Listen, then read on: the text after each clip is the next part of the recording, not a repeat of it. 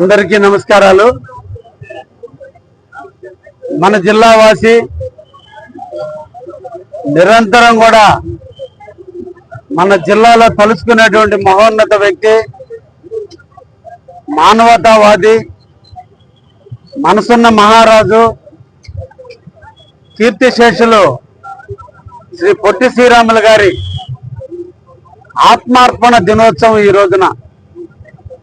ఈరోజు తెలుగు వాళ్ళందరూ కూడా గర్వంగా తిరుగుతున్నా, తెలుగు భాష యొక్క ప్రాశస్త్యాన్ని ప్రపంచ చాటిన, తెలుగు వారి యొక్క కీర్తి పతాకాన్ని ప్రపంచ నలుమూలలో విస్తరించిన దానికి ఆది పురుషుడు, మూల పురుషుడు ఈ రోజున పొట్టి శ్రీరాములు గారు. మద్రాసు రాష్ట్రంలో బానిసలుగా బతుకుతున్న మనకి ఒక గుర్తింపుని తెచ్చి తెలుగు భాష ప్రాతిపదిక మీద ఒక రాష్ట్రాన్ని ఏర్పాటు చేయాలి, తమిళుల యొక్క దౌర్జన్యాలకి తెలుగు వాళ్ళు బలైపోతున్నారు, అన్ని భాషా ప్రాతిపదిక రాష్ట్రాలు ఉన్నా తెలుగు వాళ్ళు మద్రాసీల కింద, కొంతమంది నిజాం పరిపాలన కింద, కొంతమంది మహారాష్ట్ర కింద బతికేటువంటి పరిస్థితులు ఉంటే వీటి నుంచి తెలుగు రాష్ట్రం ఒకటి ఏర్పడాలని తన జీవితాన్ని తెలుగు భాష కోసం, తెలుగు వారి కోసం అంకితం చేసినటువంటి మహోన్నతుడు శ్రీ పొట్టి శ్రీరాములు గారు.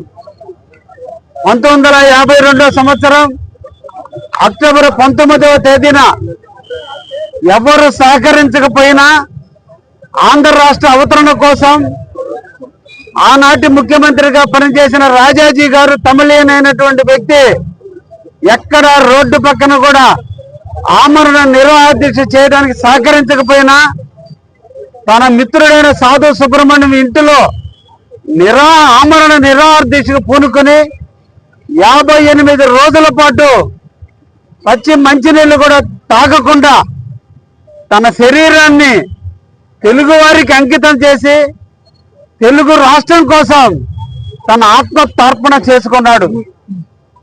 1952 డిసెంబర్ 15వ తేదీన ఆయన మన అందరినీ విడిచి స్వర్గానికి చేరుకున్నాడు. తెలుగు వాళ్ళలో పౌరుషం పెరిగింది, తెలుగు వాళ్ళలో ఆలోచన పెరిగింది. తత్ఫలితమే ఈరోజు ఆంధ్ర రాష్ట్ర అవతరణ జరిగింది. ఆ మహోన్నతమైన వ్యక్తి మన నెల్లూరు జిల్లా వాసి కావటం, ముఖ్యంగా జువలదిని ప్రాంతంలో నివసించడం నెల్లూరు జిల్లా చేసుకున్నటువంటి అదృష్టం. అటువంటి మహానుభావుడికి మన అందరం కూడా ఘనమైనటువంటి నివాళులు అర్పించాలి. వారి ఆత్మకి శాంతి చేకూరే విధంగా, ఆయన ఆశయ సాధన జరిగే విధంగా మన అందరం కూడా ఈ రోజున వారిని కీర్తించాల్సినటువంటి అవసరం ఉంది. వారు నడిచిన నడకే ఈరోజు మనకు మార్గదర్శనం అయింది. గర్వంగా భారతదేశంలో తెలుగు రెండో భాషగా ఈరోజు వచ్చిందంటే ఆ మహానుభావుడు యొక్క పుణ్యమే.